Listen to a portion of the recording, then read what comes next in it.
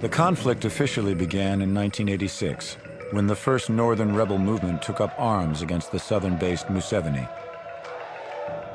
But the deeper roots of this north-south divide can be traced back to the late 1800s, during what was called by the imperial European powers the Scramble for Africa. Colonization was motivated by the European hunger for African resources. The subsequent exploitation of the African people and the uprooting of their spiritual values by Christian missionaries would leave a permanent European stamp on the continent. The mindset is the barbarians are backward and inferior, and for their own benefit we have to uplift them and civilize them and educate them and so on. The psychology behind it is kind of transparent. I mean, when you've got your boot on someone's neck and you're crushing them, you can't say to yourself, I'm a son of a bitch and I'm doing it for my own benefit. So what you have to do is figure out some way of saying I'm doing it for their benefit. And that's a very natural position to take when you're beating somebody with a club. Britain cut the largest piece of African cake from Cairo to Cape Town, in addition to Nigeria and a few West African regions. It was also the British Empire that in 1894 imposed an arbitrary boundary around the many diverse ethnic groups and kingdoms that would make up Uganda. The southern Bantu-speaking people were given economic, political, and educational advantage. The northern ethnic groups, two in particular, the Acholi and the Langi, were the main recruits for military and police positions. By exploiting linguistic, ethnic, and cultural differences between the peoples of the North and South, Britain's divide and rule policies created a tension between them that helped to maintain British rule. The French took an east-west slice of the continent as well as Madagascar. The Belgians took Rwanda, Burundi, and the Congo in what Joseph Conrad called the vilest scramble for loot that ever disfigured the history of human conscience. Slave labor took over 5 million lives. In Rwanda, Belgium entrenched the idea of the Hutu as a workforce and the Tutsi as extenders of Belgian rule. The politicization of these two cultures would profoundly contribute to the genocide of 1994. In Sudan, the British ruled the Arabs in the north and the blacks in the south as separate colonies, only to combine the areas before independence in 1956. The result has been relentless civil war, the Darfur massacres being the latest tragedy. The Portuguese decimated Angola, Mozambique, and Guinea-Bissau well into the 1970s. The Italians took Libya, Eritrea, and Somalia. The Germans added Cameroon and Tanzania and committed the first genocide of the 20th century against the Herero people.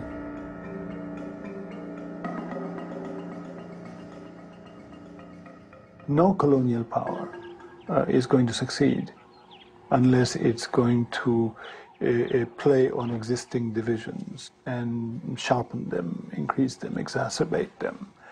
So one of the first questions after the end of colonialism is who belongs and who doesn't? Who was part of the colonial struggle and who betrayed? And this is time to settle scores.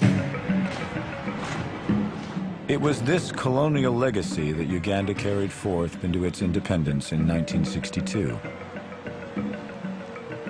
Milton Obote, a northerner, was named Uganda's first prime minister. In 1971, with the help of Israel and Britain, Obote was overthrown by his top military commander, the notorious Idi Amin.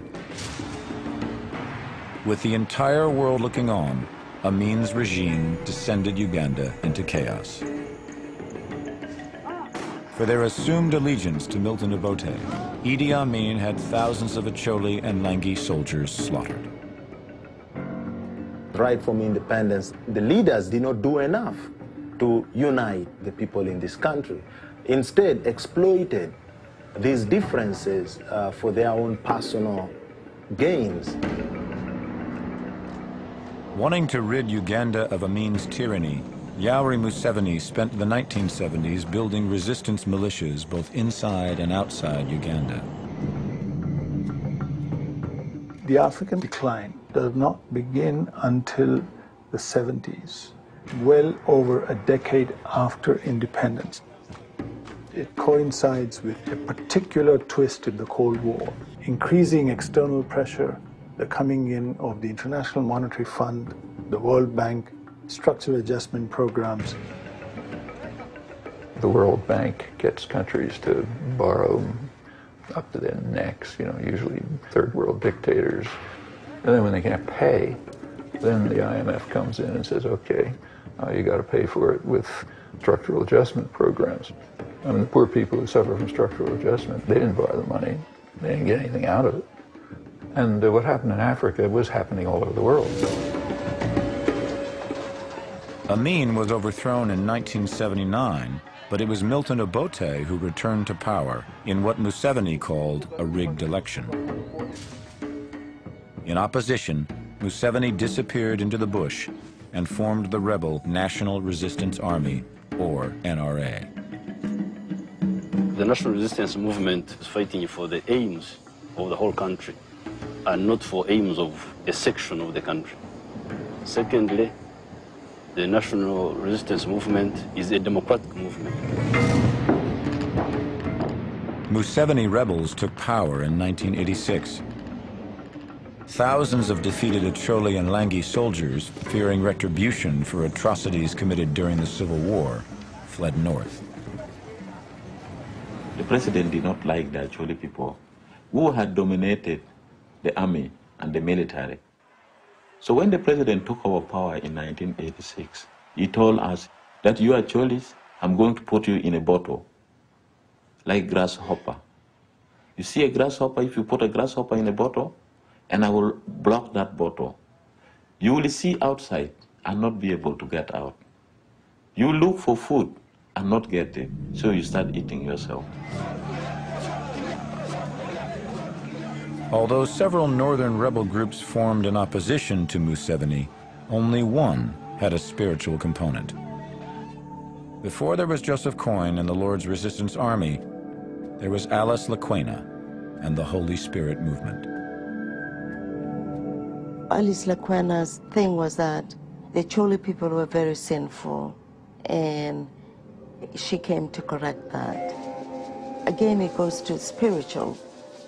Alice Lakwena will tell you exactly what time they're coming, to which area they're going to attack. And true to their word, you'll see them coming with branches of trees, carrying AK-47 and singing hymns.